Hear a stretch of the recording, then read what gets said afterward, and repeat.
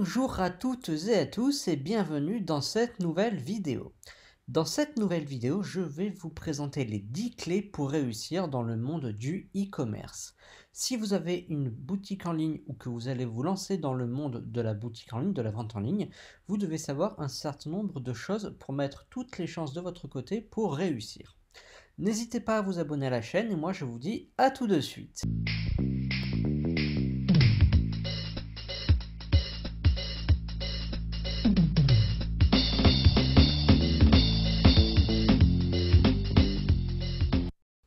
Bien, commençons. Alors la première clé pour réussir dans le monde du e-commerce, c'est de proposer un produit que les géants du e-commerce comme Amazon ne proposent pas. Parce que si vous vendez un produit que les géants vendent, eh bien ce sera difficile de vous aligner sur les prix. Il faudra en effet bien ruser pour pouvoir avoir des taux de vente intéressants, proposer des services en plus que les géants ne proposent pas, pour pouvoir rivaliser et concurrencer avec eux.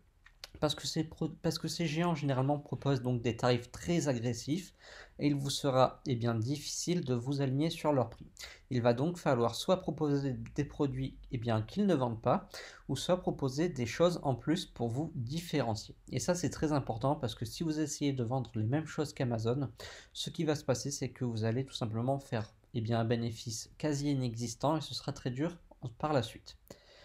Ensuite, la deuxième clé pour réussir, tout simplement, c'est de choisir un produit effectivement qui dispose d'une marge suffisante pour vous permettre de dégager vos bénéfices.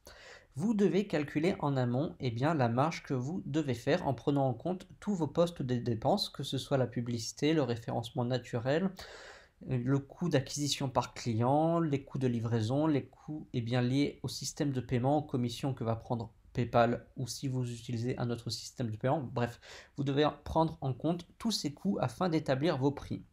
Ainsi, vous pourrez donc avoir une marge suffisante et vous pourrez avoir des bénéfices que vous souhaitez avoir. Donc ça, c'est quelque chose que vous devez mettre sur papier avant de vous lancer. Donc ça, c'est très important de bien établir ces prix.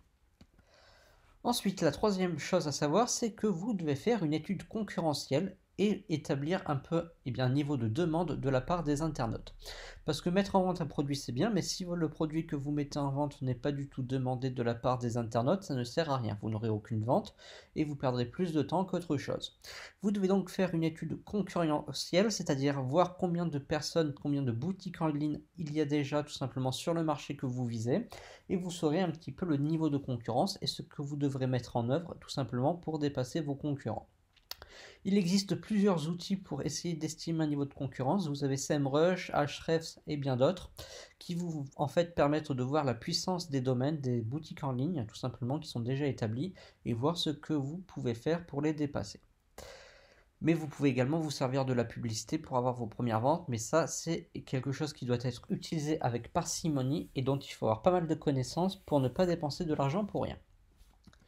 Quatrième clé à savoir, c'est que pour avoir des ventes, vous devez avoir une boutique de confiance, c'est-à-dire qui rassure le prospect, les futurs clients et qui montre votre savoir-faire. Alors ça peut passer par des badges de sécurité, des badges de paiement sécurisés, mais aussi par la mise en avant de votre service client, un numéro de téléphone, un chat, bref, montrer que vous êtes là, que vous vous y connaissez dans votre produit et que vous êtes donc digne de confiance. Et ça, c'est très important parce que la confiance sur Internet, c'est la clé de la réussite. Si vous vendez un excellent produit mais que les internautes n'ont pas confiance en votre boutique, vous ne ferez pratiquement aucune vente. Vous devez donc vraiment mettre la personne en confiance.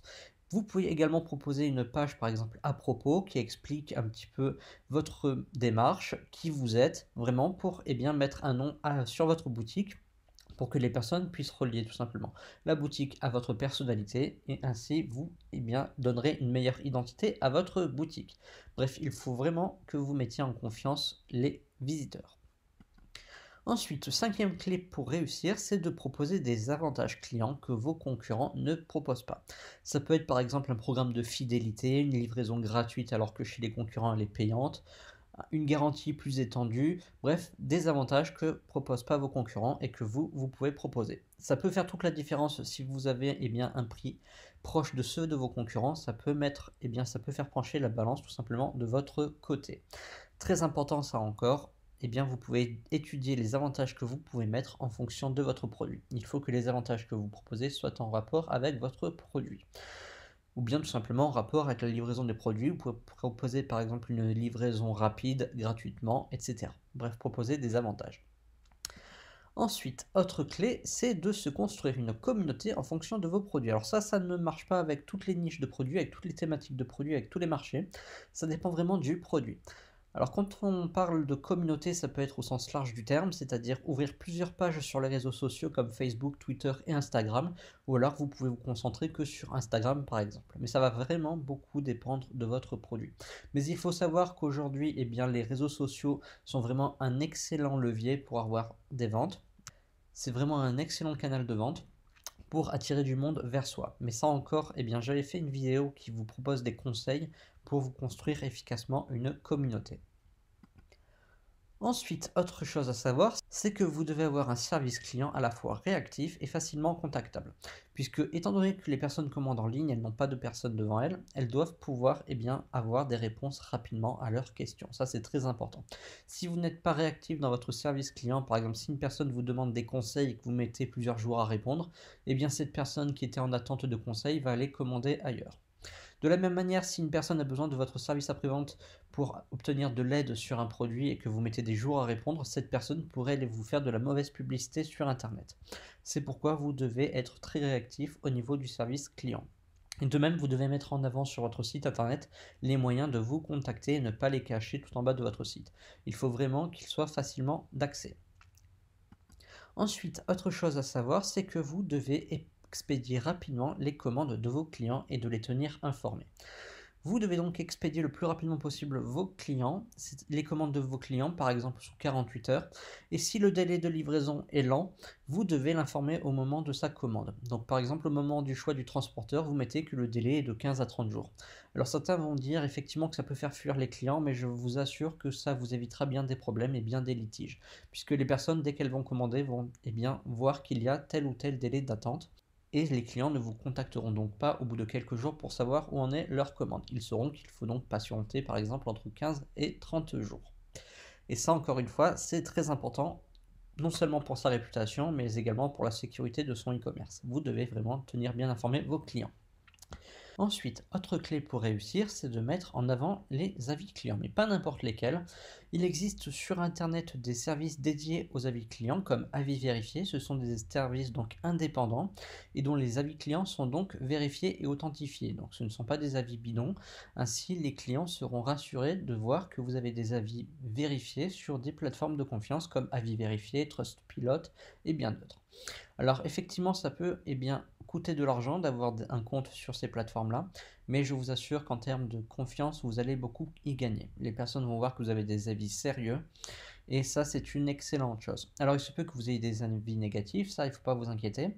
Le plus important, c'est que vous répondiez à ces avis négatifs pour montrer aux internautes que vous êtes réactif et que vous arrivez à résoudre les problèmes. Et ça met également beaucoup en confiance. Et enfin, dernière clé pour réussir, c'est tout simplement d'avoir une gestion rigoureuse de votre stock. Alors si vous travaillez en dropshipping, vous n'avez pas de stock directement, puisque les produits sont chez les fournisseurs, mais vous devez vous tenir informé des stocks qui sont chez vos fournisseurs justement.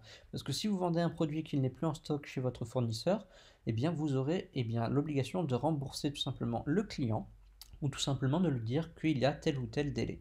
Et ça, si vous n'êtes pas réactif à ce point-là, vous pouvez avoir quelques soucis. Donc vraiment avoir une gestion rigoureuse de son stock, que l'on soit en dropshipping ou non, c'est quelque chose d'élémentaire pour proposer des produits en stock sur votre site internet, ou alors les marquer non en stock, c'est-à-dire qu'ils ne sont pas en stock donc, et informer donc ainsi les clients potentiels que tel produit nécessite un délai d'approvisionnement supplémentaire. Donc voilà pour cette petite vidéo dans laquelle je vous ai présenté les 10 clés pour réussir dans le monde du e-commerce. Donc si vous avez une boutique en ligne ou que vous allez vous lancer. Si vous avez vos propres conseils à donner à la communauté, n'hésitez pas à les mettre en commentaire.